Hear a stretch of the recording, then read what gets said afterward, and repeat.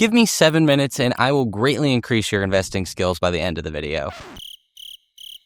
My name is Grady Cool, CEO of Cool Wealth Management. I bear the unfortunate news that for 99% of you, stock picking is dead.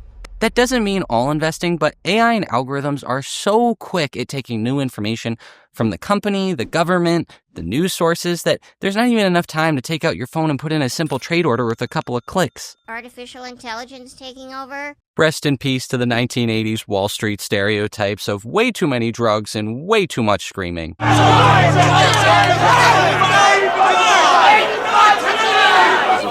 10, and $50 million at a time.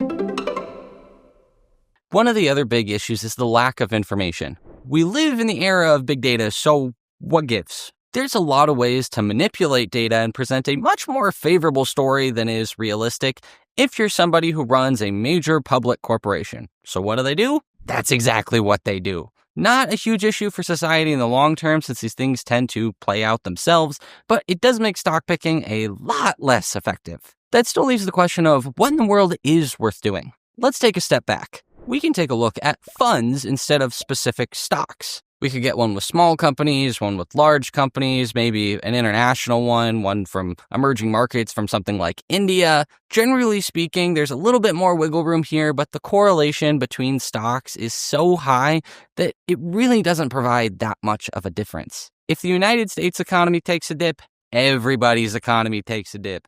That's America, baby! Okay, bear with me. Let's take again one further step back to asset class level. I'm talking stocks versus bonds versus real estate versus commodity. This is where investing skill actually starts to make much more of a difference.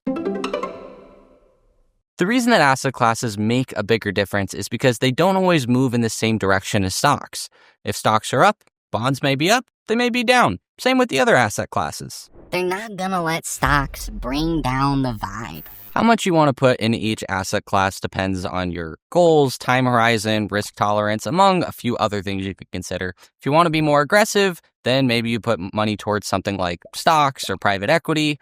Whereas if you want to be a little bit more conservative, maybe you put a higher percentage towards bonds or cash equivalents like a money market fund. The allocation percentage will make a much bigger difference than anything we could be doing with picking individual stocks or different funds. But we can take it a step further. Now we can talk about the big difference makers. First up is leverage. By leverage, I mean debt. Yes, the scary thing that Dave Ramsey tells you is the devil.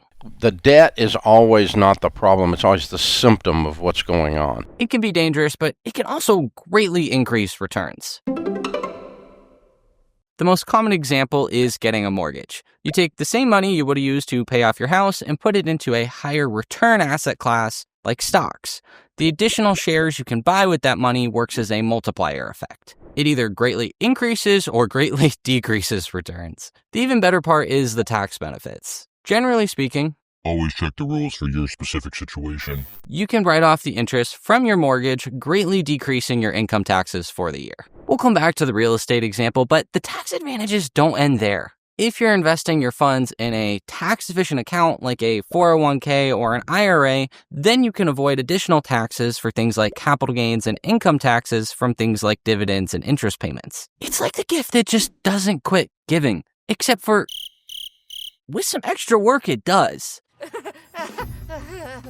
There are certain asset classes like real estate, as we mentioned before, that require some extra work with things like tenants, repairs, dealing with paperwork. It's nothing fun about going to fix the toilet on a Saturday night, but there can be some huge tax benefits. Beyond your mortgage interest, you can also write off things like insurance, maintenance, repairs. There are conditions with all of these things, but it takes an asset class that's giving you 5% up to something like 12 or 13% after tax. That's a substantial difference. It's a similar story if you own a business of any kind. You take regular expenses you might have as well as some of the larger expenses, and you can do a lot of different tax write-offs that can save you a ton of money in the process. One caveat I will give: if you're spending extra hours getting extra returns on your investments, you may have been better off just spending that extra time working your high-paying job instead. This is all still a lot to consider, but this is why skill actually still makes a difference. Being able to piece together all of the correct assets in the correct accounts, making use of all of the best tax advantages, and how to safely make use of leverage is really what wealth management comes down to. I hope you guys found some of this useful for improving your investing skills, and I will see you in the next one. Bye!